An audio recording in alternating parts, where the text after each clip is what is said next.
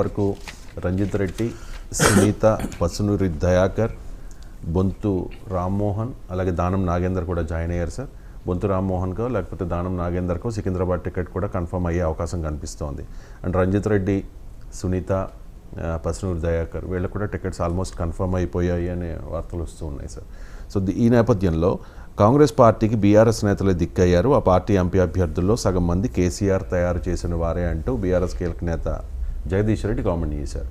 ఇప్పుడు కేసీఆర్ తయారు చేసిన వారే కాంగ్రెస్కు దిక్కయ్యారా అంటే ఇప్పుడు రాజకీయ వ్యవస్థ అనేది ఒక చిన్న పూల్. మనం అనుకుంటాం రాజకీయాలు ఇంత విస్తృతంగా ఉన్నాయని, కానీ సమాజంలో మొత్తం 100 మంది ప్రజలుంటే ఒక 1%, 2%, 5% ఈ పొలిటికల్ పూల్లో ఉంటారు. 95% ఈ పొలిటికల్ పూల్ సంబంధమే లేదు. వాళ్ళ దీనిందల జీవన కార్యక్రమాలే నడుపుతారు. సో ఈ పొలిటికల్ పూల్లో ఉన్నవారినే నీవు ఏ పార్టీ అయినా ఎంచుకోవాలి. ఏదైనా కొత్తగా ఈ పొలిటికల్ పూల్లోకి ఎంటర్ అయ్యటానికి చాలామందికి ఆసక్తి ఉన్న బ్యారియర్స్ ఉన్నాయి. ఎందుకంటే డబ్బు ప్రభావం పెరిగిపోయింది రాజకీయాల్లో. అందువల్ల ధన రాజకీయాలు పెరిగిన తర్వాత యంగర్ జనరేషను చాలా ఆసక్తి ఉండి కూడా సమాజాన్ని మార్చాలి అనే, ప్రజలకు సేవలు చేయాలనే తపన ఉన్నా కూడా ఈ పొలిటికల్ పూల్లో ఎంటర్ కావడం కష్టమవుతుంది. ఎందుకంటే పొలిటికల్ పూల్లో ఎంట్రెంచ్డ్ మొసళ్ళు ఆల్రెడీ ఉన్నాయి ఆడ, అలాగే ఎంట్రెంచ్డ్ జీవరాశులన్నీ ఉన్నాయి అక్కడ. ఇక్కడ చాలా ఏళ్ళుగా వేళ్ళూనుకొని ఉన్న వారు ఉన్నారు, వారసులు ఉన్నారు. ఒకరి తర్వాత ఒకరు 2 తరాలు 3 తరాలు ఉన్నాయి. అందువల్ల ఈ స్మాల్ పొలిటికల్ పూల్లోనే పార్టీలు వెతుక్కోవాలి. అందువల్ల ఈ పార్టీ నుంచి ఆ పార్టీకి వెళ్తుంటారు. తర్వాత ఈ పాలిటిక్స్ అనేది కంటిన్యూస్ ప్రాసెస్. ఇప్పుడు జగదీష్ రెడ్డి అన్నమాట నిజం.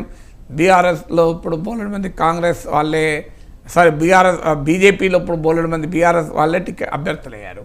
ఇప్పుడు కాంగ్రెస్లో కూడా బీఆర్ఎస్ వాళ్ళే అభ్యర్థులు అవుతారు. సహజంగా అందరికి వచ్చే ప్రశ్న ఏంటంటే, వాళ్ళు అంత పవర్ఫుల్ ఉన్నప్పుడు బీఆర్ఎస్లు ఎందుకు గెలుస్తలేరు అంటే, ఇప్పటిదాకా కేసీఆర్ ఏం చెప్పాడు, అభ్యర్థుల మీద వ్యతిరేకత వల్ల నేను ఓడిపోయినా అన్నాడు. మళ్ళీ ఆ అభ్యర్థులు బయట పార్టీలకు వెళ్ళి గెలుస్తున్నారు తప్ప మీ పార్టీలు ఎందుకు గెలుస్తలేరు? జగదీష్ రెడ్డికి ఈ ప్రశ్న కూడా ఎదురవుతుంది.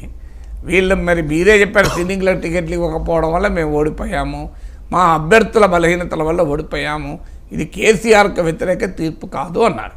మరి అదే వ్యక్తులు బయట పార్టీలోకి వెళ్ళి అక్కడ గెలవగలుగుతున్నారు మళ్ళీ. సో వాళ్ళు గెలుస్తారని ఆశతోనే కదా బీజేపీ అయినా కాంగ్రెస్ అయినా వాళ్ళు టికెట్లు ఇచ్చేది.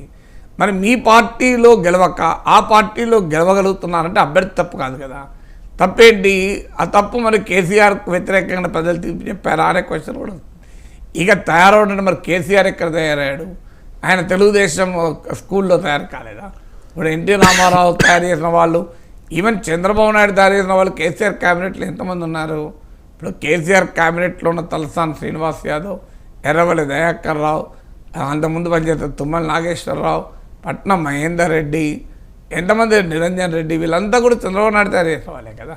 మరి చంద్రబాబు నాయుడు కేసీఆర్ సొంతగా తయారు చేసుకొని ఎందుకు క్యాబినెట్లో తయారు చేసుకోవాలి?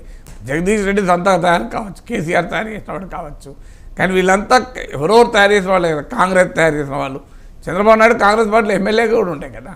సో అందువల్ల ఎవరు తయారు చేయలేదు.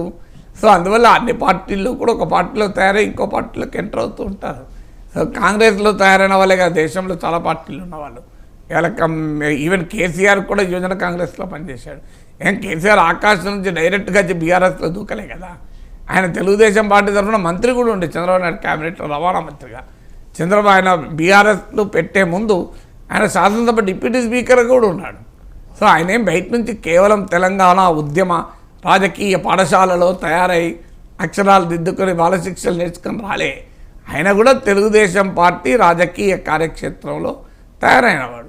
సో మరి వాళ్ళు టీడీపీ వాళ్ళు అన్నారనుకోండి, అసలు కేసీఆర్నే మేము తయారు చేసినాం అంటే ఆన్సర్ ఏముంటుంది?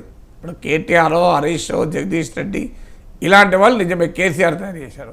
మరి కేసీఆర్ తయారు చేసిన వాళ్ళు సరిపోక వేరే చంద్రబాబు నాయుడు తయారు చేసిన వాళ్ళని పట్టుకొచ్చుకున్నాడా? ఊరూరో చంద్రబాబు నాయుడు తయారు చేసిన వాళ్ళని పట్టుకొచ్చు. కడియం శ్రీహరి, ఇప్పుడు ఎంతమంది వీళ్ళంతా క్యాబినెట్లో మంత్రులుగా ఉన్నారు కదా. కడియం శ్రీహరి, ఎర్రవల్లి దయాకర్ రావు, తుమ్మల నాగేశ్వరరావు, పట్నం మహేందర్ రెడ్డి, నిరంజన్ రెడ్డి, మీకు స్పీకరు పోచారం శ్రీనివాసరెడ్డి.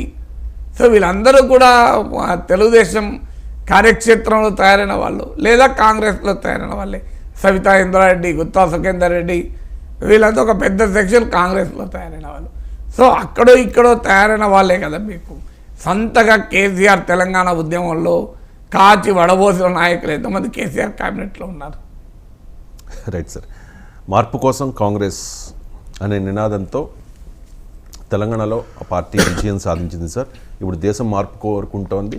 మోదీ విధానాలు నచ్చడం లేదు. మోదీ విధానాల వల్ల దేశ ప్రయోజనాలు దెబ్బతింటూ ఉన్నాయి. కాబట్టి మార్పు కోసం కాంగ్రెస్ అని చెప్పి కాంగ్రెస్ పార్టీ కూడా దేశవ్యాప్తంగా క్యాంపెయిన్ స్టార్ట్ చేసింది సార్. తెలంగాణలో సక్సెస్ అయ్యారు. మరి ఇండియా కూటమి సక్సెస్ అవుతుందా? అంటే మార్పు కావాలి అనే బలమైన కోరిక మొదలు ఉందా ఒకటి, అది చూడాలి. రెండవది, ఉన్నప్పుడు మీకే ఓటేయాలా. ఇప్పుడు షర్మిల మార్పు కావాలని నినాదం ఇచ్చింది అనుకోండి ఆంధ్రప్రదేశ్లో, జగన్మోహన్ రెడ్డి చంద్రబాబు పక్క పెట్టి షర్మిలకు అధికారం ఇస్తారు ఆంధ్రప్రదేశ్ ప్రజలు. సో అందువల్ల మార్పు కావాలి అనే నినాదం ఒకటే కాదు, ఆ నినాదము ప్రజల్లో ఏ రకంగా సేలబుల్ అవుతుంది అంటే ప్రభుత్వం పట్ల తీవ్రమైన ప్రజా వ్యతిరేకత ఉన్నప్పుడు ఒక నినాదం గల్వనైజ్ అవుతుంది. ఆ ప్రభుత్వం పైన తీవ్రమైన ప్రజా వ్యతిరేకత లేనప్పుడు ఆ నినాదము గల్వనైజ్ కాదు. అందువల్ల దేశవ్యాప్తంగా ఉన్న ఒక సంక్లిష్ట రాజకీయ క్షేత్రంలో ఒక్కొక్క రాష్ట్రం ఒక్కొక్క ప్రాంతానికి భిన్నమైన రాజకీయం ఉన్న పరిస్థితుల్లో ఈ నినాదం దేశమంతటా ఒక వేవ్ లాగా ఒక విండ్ లాగా ఉందా అనేది ఇప్పుడు క్వశ్చన్ మార్క్. ఇప్పుడు వస్తున్న సర్వేలు అయితే ఆ రకమైన వాతావరణం ఏం లేదు. మోడీ పట్ల అసంతృప్తి ఉండొచ్చు, మోడీ విధాన వ్యతిరేక